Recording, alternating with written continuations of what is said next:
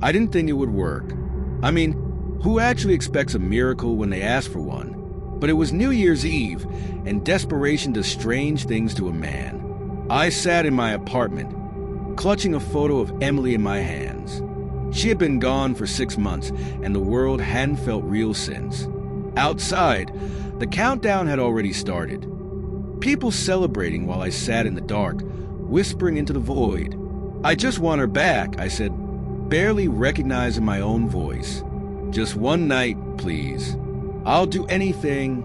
The candle on my table flickered. Then the lights dimmed and went out entirely. That's when I heard the knock.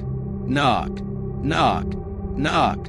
3 slow, deliberate knocks on my door. My stomach twisted. No one was supposed to come over. I hadn't invited anyone, but something made me stand up and walk to the door. I opened it. Emily stood there. I nearly collapsed. She looked exactly as I remembered.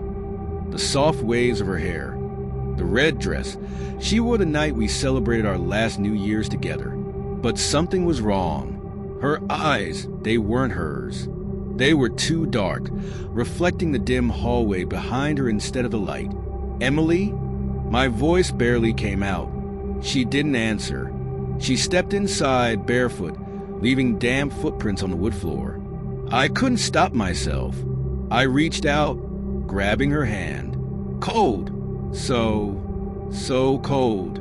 "I missed you," I whispered. Her lips moved, but no sound came out. Instead, there was static, like a broken radio sputtering to life. Then she spoke. "You brought me back." It wasn't her voice. It was layered, like a crowd whispering in unison. I let go of her hand and stumbled back. "W, what do you mean?"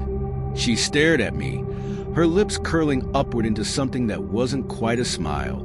The candle flickered violently, and her shadow stretched unnaturally across the wall, longer than it should have been. "You shouldn't have called me." My heart pounded. Emily, her reflection in the mirror didn't move. It just stood there, staring, even as she stepped closer. I didn't mean... You didn't bring her back." The voice coming from her wasn't hers anymore. It was wrong, distorted. "You brought me..."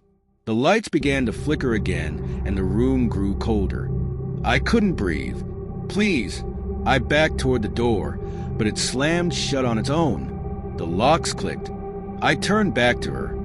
But the thing in Emily's skin wasn't her anymore. Her face began to crack, peeling like old paint, revealing something darker underneath. Something wet, something moving. "You asked for a miracle," it said. "You never asked what it would cost."